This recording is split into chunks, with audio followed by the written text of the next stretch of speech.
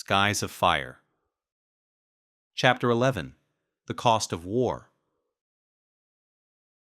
Beyond the technical aspects of aerial combat, the aircraft capabilities, tactical approaches, and operational frameworks that determined immediate effectiveness, lay deeper dimensions of wartime flying rarely discussed in official reports or public accounts. The psychological impacts, the human connections formed and severed, the profound transformations experienced by those who lived this peculiar existence. These elements constituted the true cost of war, measured not in aircraft or resources, but in minds and souls irrevocably altered. The most obvious manifestation appeared in squadron personnel changes.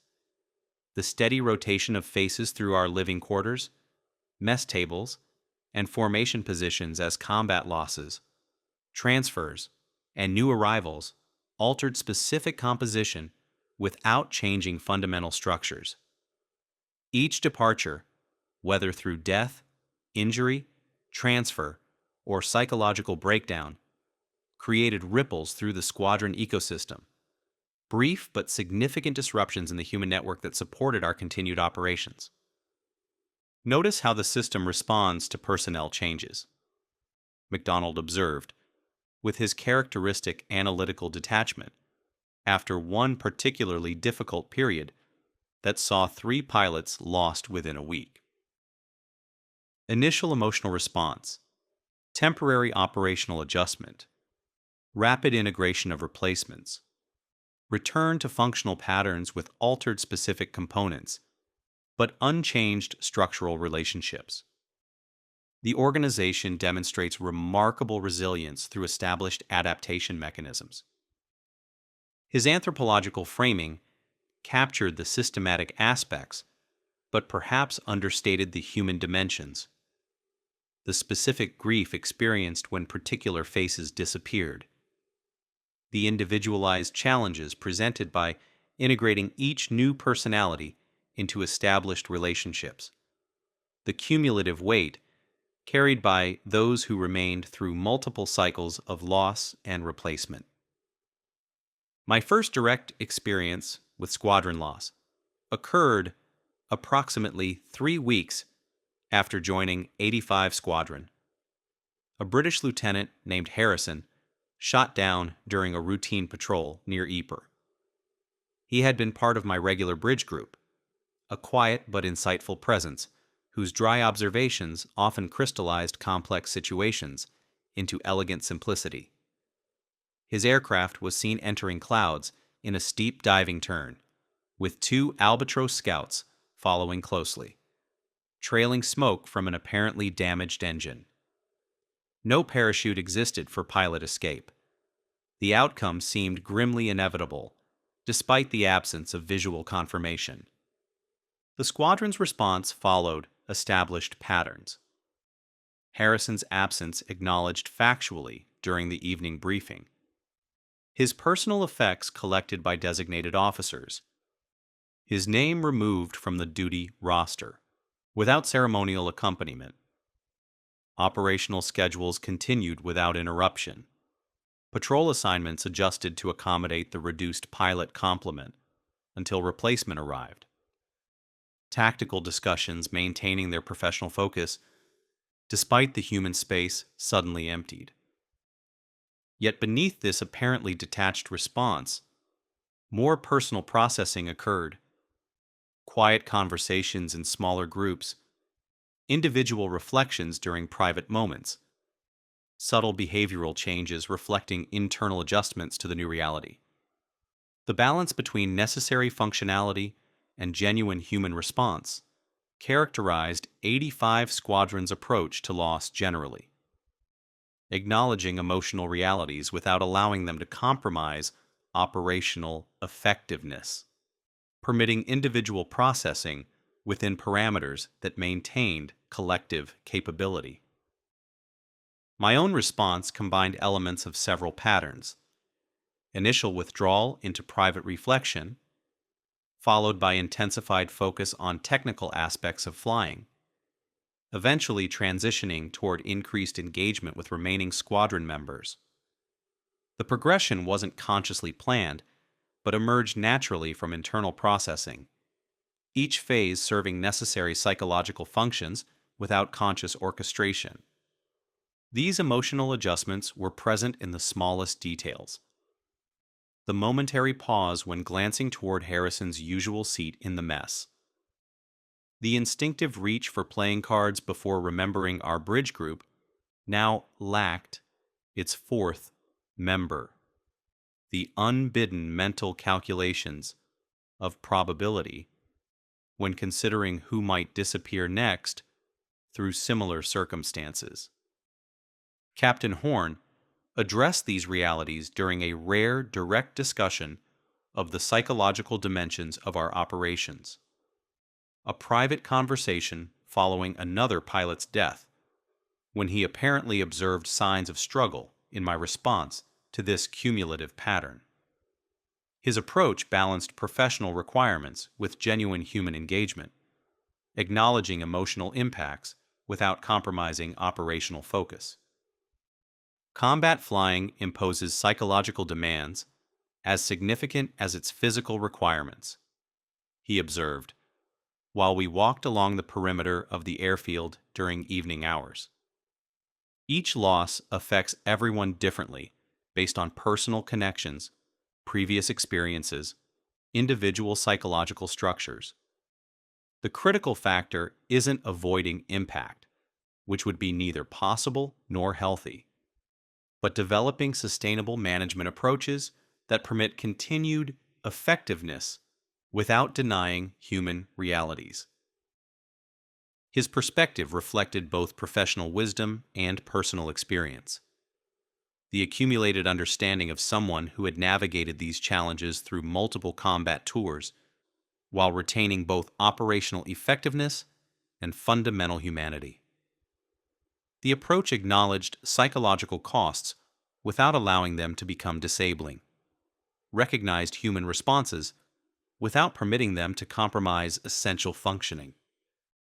The sustainable balance, Horn continued after a thoughtful pause, involves neither complete detachment nor unregulated emotional engagement, but conscious integration, acknowledging loss without becoming defined by it, honoring connections without becoming paralyzed by their severance, maintaining forward focus while carrying appropriate remembrance of those who no longer accompany us.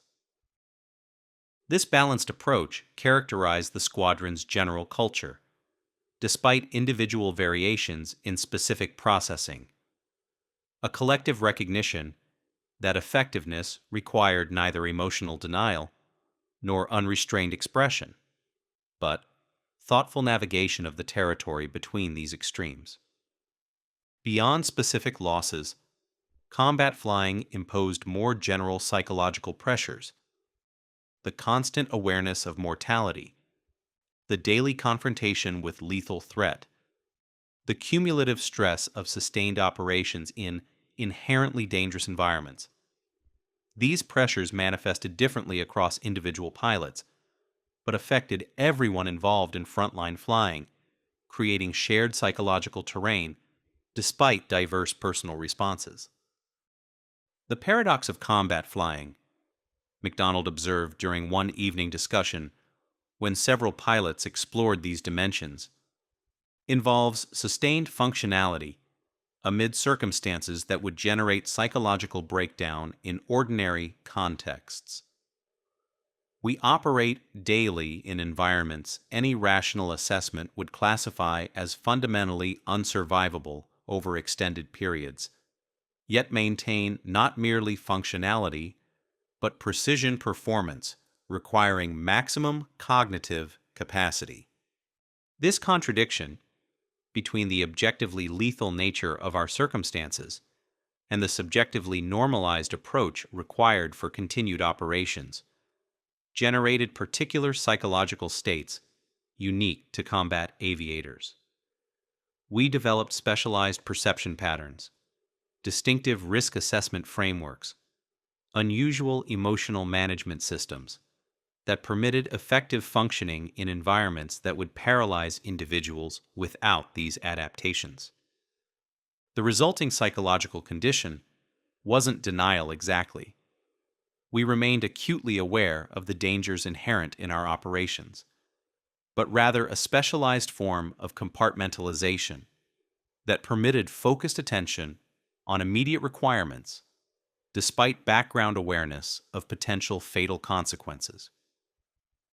This adaptation allowed precise technical performance amid circumstances that might otherwise generate debilitating anxiety, supporting operational effectiveness despite the inherently stressful environment. These adaptations developed gradually through operational experience, rather than emerging fully formed upon squadron assignment. New pilots typically progressed through recognizable phases.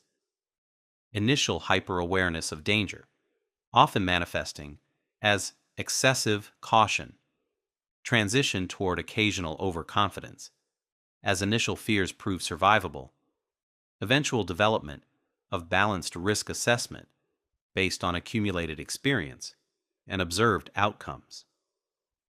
The progression couldn't be artificially accelerated, but could be supported through appropriate mentoring by experienced pilots who had successfully navigated similar psychological terrain. Watch for the transitional vulnerability period, Horn advised me when discussing a newly arrived pilot's development. After sufficient missions to reduce initial fear, but before enough experience to establish accurate risk assessment. That's when overconfidence can emerge. The dangerous belief that survival thus far indicates immunity rather than mere probability navigation. Gentle course correction during that phase can prevent fatal misjudgments while supporting continued confidence development. This developmental awareness informed the squadron's approach to new pilot integration. Experienced aviators maintaining closer observation during early operational phases. Mission assignments tailored to provide graduated exposure to various combat scenarios. Debriefing sessions offering balanced performance assessment that neither destroyed necessary confidence nor permitted dangerous overestimation of capabilities. My own psychological journey followed similar patterns. Initial heightened awareness of mortality during early missions, gradually transitioning toward normalized risk assessment. Occasional overconfidence corrected through direct experience or mentorship. Eventual development of balanced approach that neither denied danger nor became paralyzed by its awareness.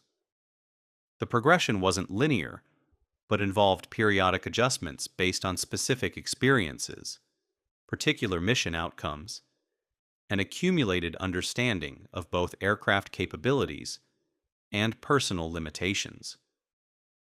The mature combat aviator, Horn observed during one discussion of this developmental process, maintains simultaneous awareness of both mortality risk and operational requirements, without allowing either to dominate consciousness inappropriately. Fear receives acknowledgement without permission to control decision-making. Confidence provides necessary foundation without expanding into delusion. Experience informs judgment without creating complacency. This balance, not fearlessness or perfect technique, determines sustainable effectiveness. Dreams provided another window into the psychological impacts of combat flying. Subconscious processing manifesting during sleep, when conscious management systems temporarily relaxed. Most pilots experienced some form of aviation-themed dreaming, ranging from relatively straightforward replay of actual missions to more symbolic representations of combat experiences transformed through unconscious psychological mechanisms. My own experience included dreams, featuring precise flying maneuvers amid landscapes that shifted between realistic combat zones and transformed environments, reflecting unconscious concerns, accurate aircraft operation details, alongside impossible physical circumstances, recognizable tactical situations embedded within symbolic frameworks that processed emotional aspects of combat experience through metaphorical representations. These dreams served multiple psychological functions: processing combat experiences without conscious limitations, integrating technical knowledge through unconscious rehearsal, addressing emotional aspects of operational realities through symbolic transformation. They provided valuable indicators of psychological state for those attentive to their patterns, offering insights into subconscious processing that might remain inaccessible during waking hours, when conscious management systems maintained stricter control. Pay attention to recurring elements, Horn advised when several pilots discussed this phenomenon during one evening conversation. Repetitive scenarios often indicate unresolved aspects, requiring conscious integration. Technical failures in dreams may reflect specific operational concerns, requiring additional training attention. Pursuit patterns without conclusion sometimes suggest incomplete processing of previous engagements. The unconscious communicates through these patterns when permitted expression. Letters from home presented another complex psychological domain: connections to previous existence and civilian identity, maintaining important psychological continuity, while simultaneously highlighting the experiential gap between combat aviators and those who remained in normal circumstances. These communications provided essential support, while sometimes generating additional stress through their demonstration of mutual incomprehension, despite sincere efforts on both sides. Each letter represents a attempted bridge across widening experiential chasm, MacDonald observed in his characteristic analytical framing. Family members relate domestic developments with implicit assumption of continued relevance to recipient. Pilots respond with carefully edited accounts suggesting continued connection to previous values and concerns. Both parties maintain communicative fiction of shared reality, despite growing psychological separation, created through fundamentally non-transferable experiences. This assessment captured an essential aspect of wartime correspondence: the increasingly difficult translation between combat experience and civilian understanding. The growing awareness that certain realities simply couldn't be conveyed through conventional communication, regardless of sincere effort or genuine concern. My own correspondence reflected these patterns. Letters from family describing hometown developments, social changes, domestic concerns that seemed simultaneously touching in their normality and distant from my current reality. My responses offering carefully selected details that maintained connection without causing unnecessary anxiety, that acknowledged their communications without revealing the full extent of psychological transformation that might disturb recipients expecting continuity of the person they had known before combat experience. The sustainable approach, Horn suggested when discussing this challenge, involves accepting the limitations of mutual understanding without abandoning the attempt at communication. Complete transparency would likely generate disproportionate anxiety without serving constructive purpose. Total fiction would undermine the authentic connection that provides psychological support. Alcohol occupied another significant position in the psychological landscape of squadron life. Its availability, consumption patterns, and effects representing another domain where competing considerations required thoughtful navigation rather than simplistic prohibition or unlimited access. The squadron's approach balanced recognition of alcohol's potential psychological benefits against awareness of its possible detrimental effects, particularly in the high-performance environment of combat flying. Different consumption patterns reveal distinct psychological functions, MacDonald observed, with characteristic analytical detachment. Social drinking primarily serves connection reinforcement, shared experience generating group cohesion.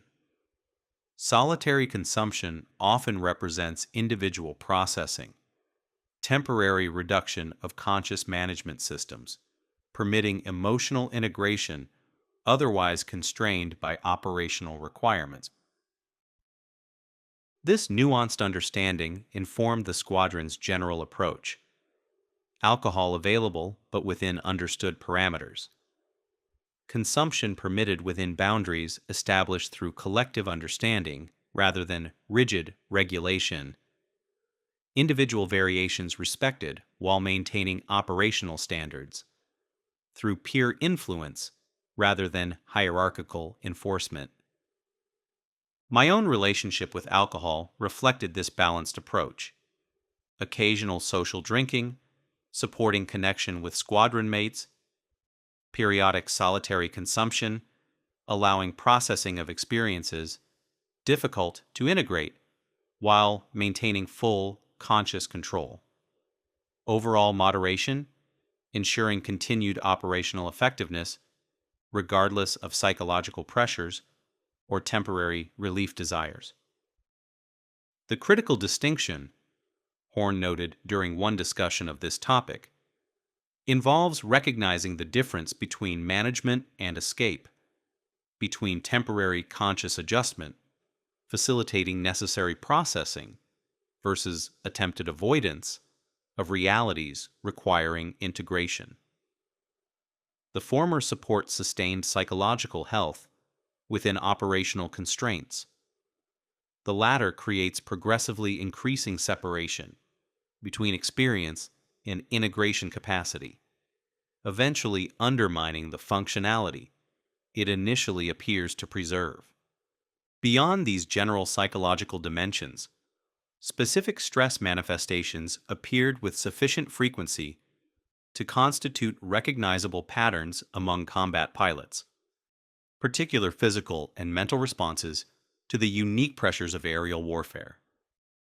Physical symptoms often included sleep disturbances, difficulty initiating or maintaining sleep despite physical fatigue, unusual dream patterns as previously discussed, occasional episodes of sudden waking with heightened alertness triggered by minimal environmental stimuli.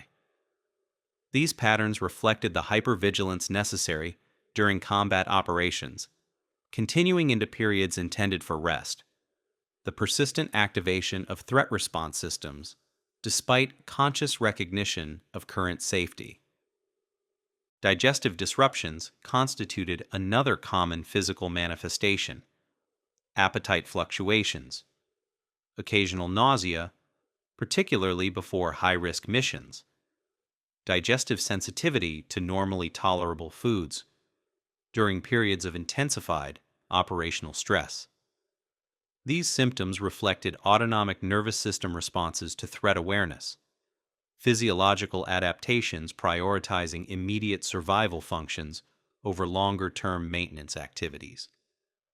More subtle physical indicators included specific muscle tension patterns, jaw clenching noted by several pilots, shoulder tightness commonly reported during medical examinations, particular postural adaptations, reflecting persistent readiness for immediate response, despite current safety. These manifestations often accumulated gradually, without conscious awareness, until reaching intensity, sufficient to cause discomfort or functional limitation. Mental manifestations paralleled these physical patterns. Concentration fluctuations, despite recognition of task importance. Periodic difficulty maintaining focus on non-essential activities, despite adequate cognitive capacity. Occasional intrusive thoughts of previous combat experiences, arising during unrelated activities. These patterns reflected the mind's continued processing of high-consequence events, even when current circumstances required attention to different matters. The persistent background activity addressing survival relevant information, regardless of conscious priorities. Emotional patterns demonstrated similar adaptations. Intensity fluctuations across seemingly similar situations. Occasional unexpected responses to apparently minor triggers. Periods of reduced emotional range alternating with episodes of heightened sensitivity. These variations reflected the mind's ongoing adjustment to environments requiring both immediate emotional processing for appropriate threat response and temporary emotional suppression for effective function amid distressing circumstances. Leave periods provided temporary relief from these constant psychological pressures. Brief intervals allowing partial decompression from combat stresses. Limited opportunities for psychological reintegration beyond operational requirements. Short spaces for processing experiences difficult to address within the immediate combat environment. These breaks, while insufficient for complete recovery from cumulative combat effects, offered valuable modulation of otherwise unrelenting pressures. Notice the psychological transition patterns surrounding leave periods, McDonald suggested during one evening discussion. Pre-leave intensification as operational focus battles, anticipatory distraction. Initial leave disorientation as hypervigilance encounters non-threatening environments. Mid-leave partial normalization as adaptability mechanisms engage civilian contexts. Late leave anticipatory reactivation as combat systems prepare for return. Post-leave reintegration as operational focus reestablishes primacy within psychological hierarchy. My own experience of leave followed similar patterns. Anticipatory distraction before departure, requiring conscious management to maintain operational focus. Initial adjustment difficulties upon entering civilian environments accustomed to different behavioral and attentional patterns. Gradual relaxation, allowing deeper processing of accumulated experiences. Preparation for return, beginning before physical departure. Reintegration challenges requiring deliberate attention to operational requirements upon resuming combat duties. The effective approach, Horn advised before my first leave period, involves conscious recognition of these transition challenges, rather than expectation of automatic adjustment. Deliberate allocation of initial period for decompression, rather than immediate engagement with civilian activities. Gradual integration into non-combat social contexts, rather than immediate immersion. Intentional preparation for return, rather than abrupt transition. The process requires management, rather than merely experiencing natural progression. Beyond these individual dimensions, collective psychological patterns emerged within the squadron. Shared adaptations to common pressures. Collective management systems addressing similar challenges across different personalities. Group mechanisms supporting individual functioning through distributed processing of common experiences.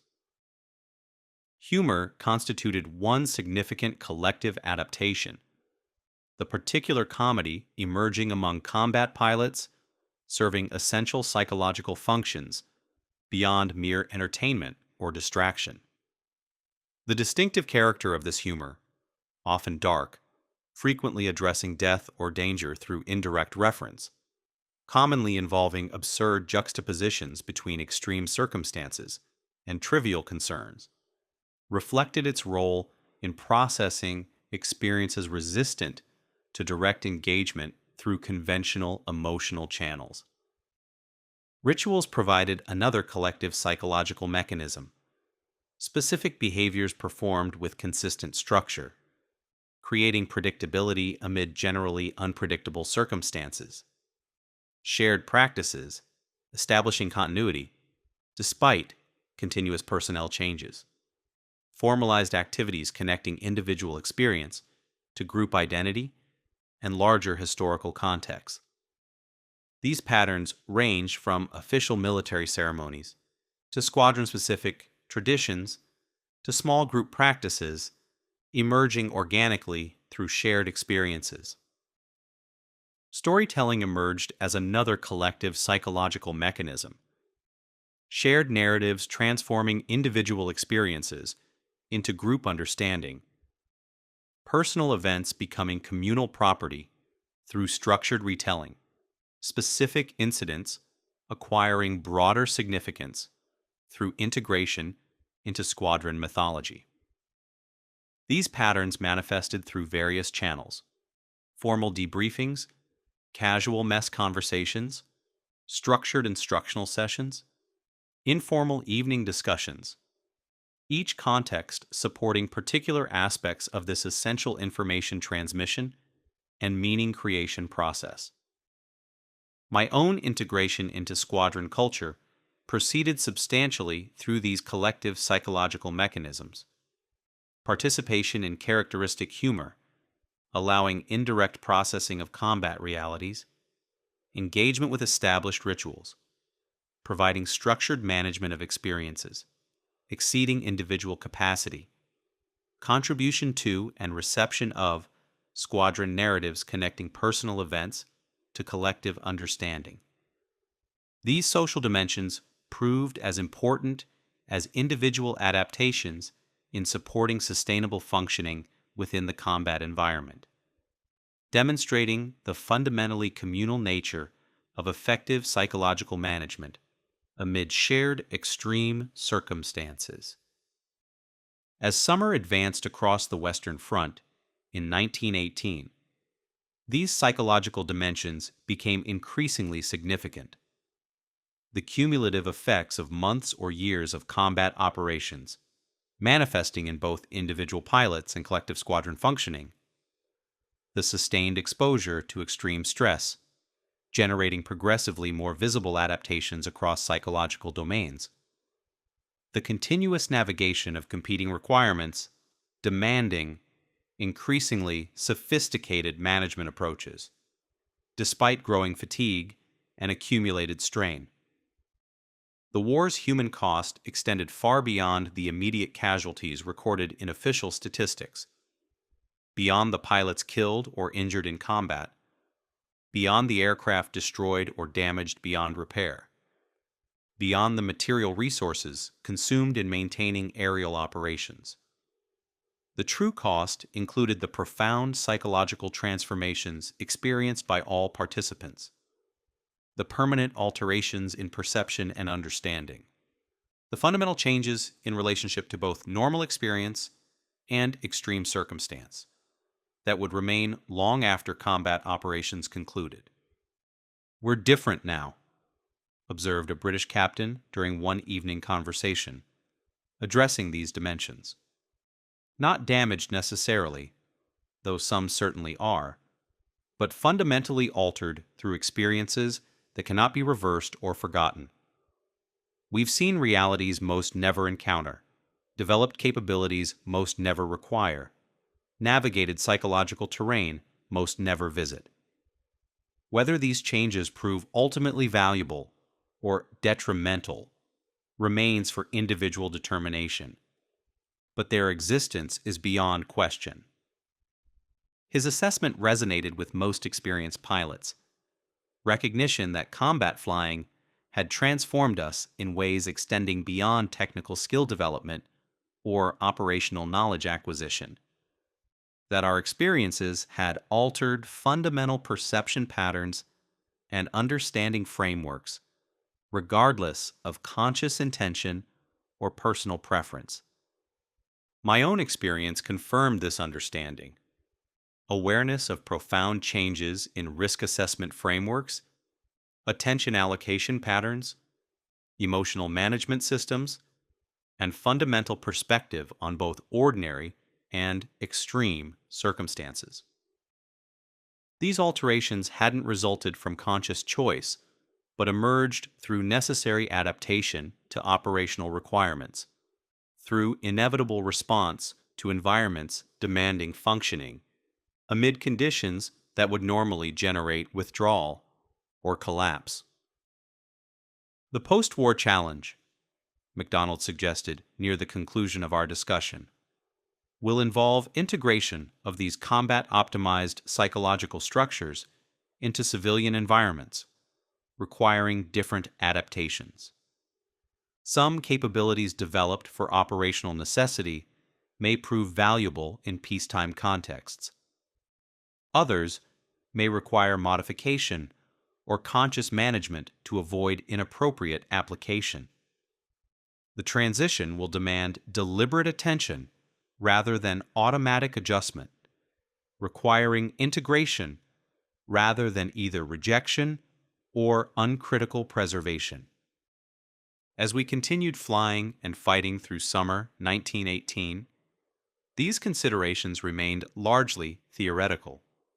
Potential future challenges overshadowed by immediate operational requirements. Possible post-war integration, difficulties subordinated to current survival and effectiveness demands. Yet occasional quiet conversations acknowledge these dimensions. Brief discussions recognize these eventual challenges. Momentary reflections considered these additional aspects of the war's true cost, measured not merely in lives lost, but in lives fundamentally transformed through experiences that could neither be reversed nor fully communicated to those without similar exposure. The war exacted its price, in lives, in resources, in psychological transformation. We paid in blood, in suffering, in fundamental alteration of our essential selves. The cost continued accumulating with each mission, each engagement, each loss suffered and victory achieved. Whether the eventual outcome would justify this enormous expenditure remained for history's judgment. But the reality of the price paid was beyond question. We continued flying, continued fighting, continued paying that price one mission at a time. Enjoying the story? Don't forget to subscribe and hit the bell so you never miss a new chapter. Episodes drop every week. Be part of the adventure. And if you're hooked, leave a like and comment your thoughts. Your support helps keep the story alive.